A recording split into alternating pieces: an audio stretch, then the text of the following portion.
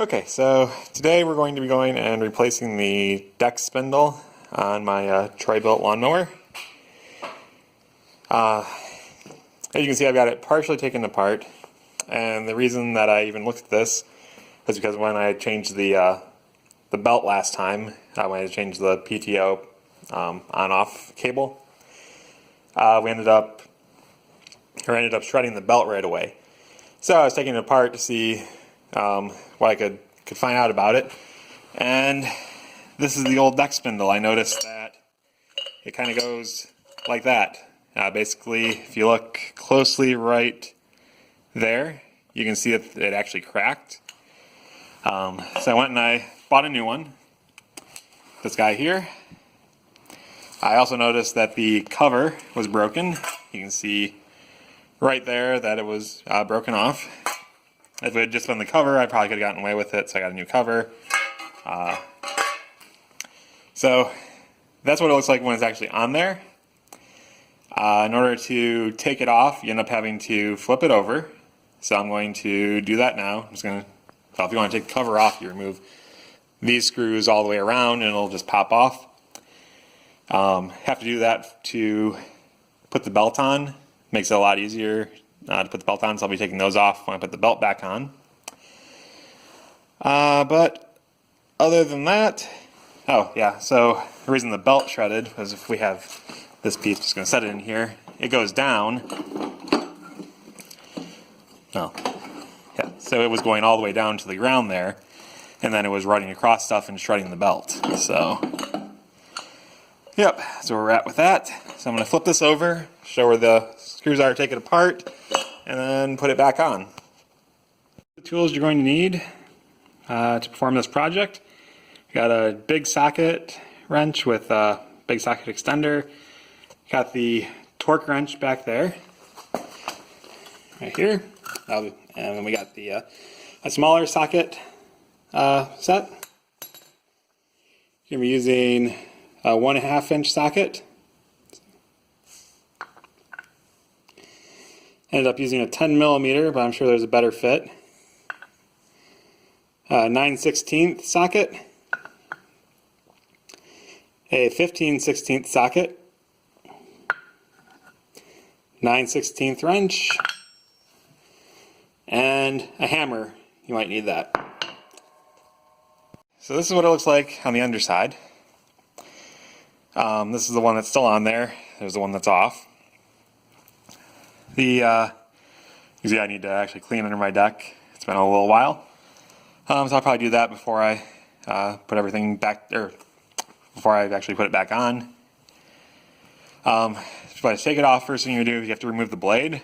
To do that, you have to remove that nut. And to do that, the way they recommend is whichever way you're going to be turning. So let's see, should be turning it that way. So I have to find a spot where I can shove a piece of wood. So let me go set that up. Get that bolt off. You need a piece of wood. You need to lodge it in like so, because you're going to be going and trying to spin it around this way, counterclockwise. To do that, you're probably going to need a torque wrench, which is the one that I had gotten from previous time. It's a tool shop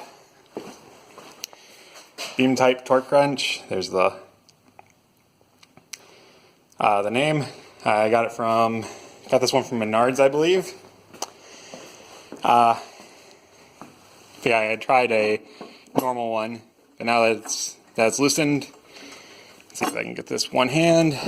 Just need to make sure you're applied pretty well, so that the deck doesn't move, and you spin it around. The first turn's the hardest, but after that, should be able to do it by hand. Yep.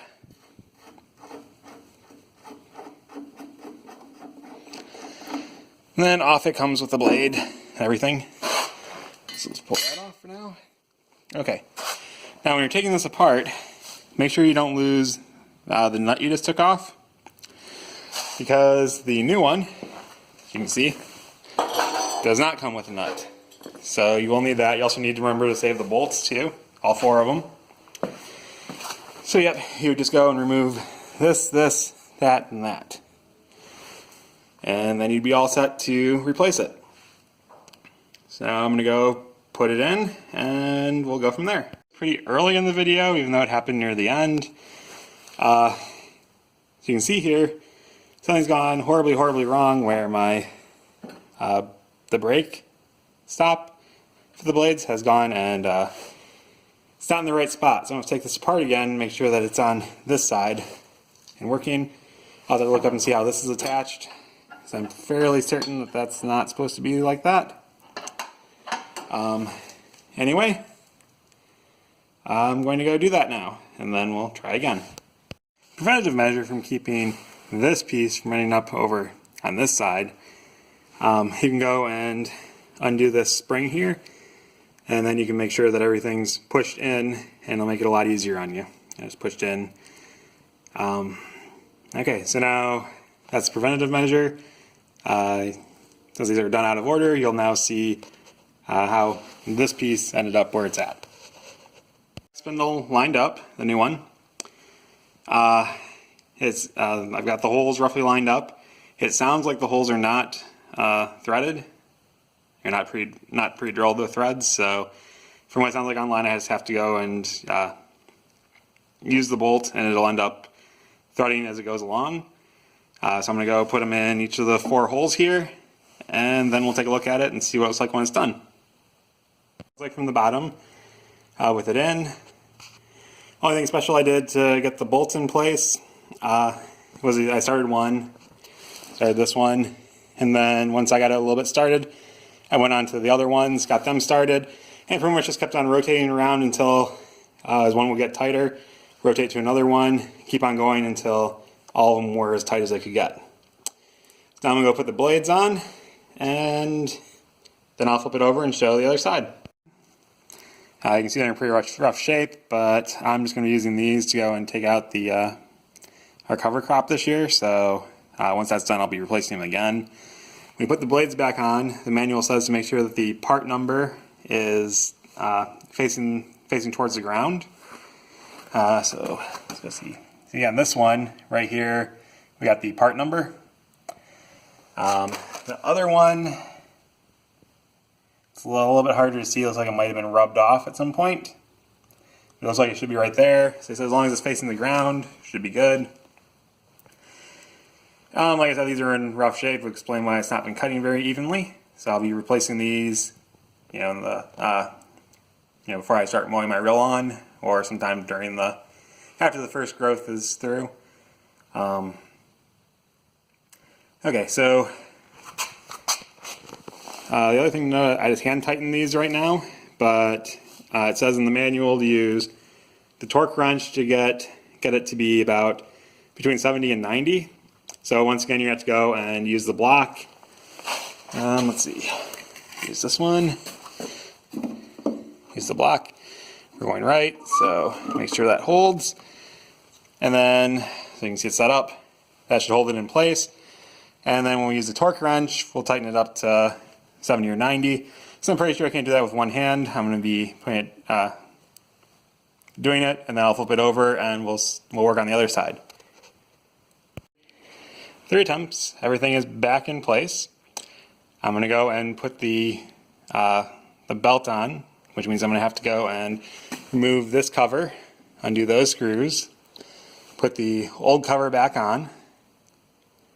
On that side, and after I put the belt in place, I'll show you what it looks like with the belt in before I put the covers on.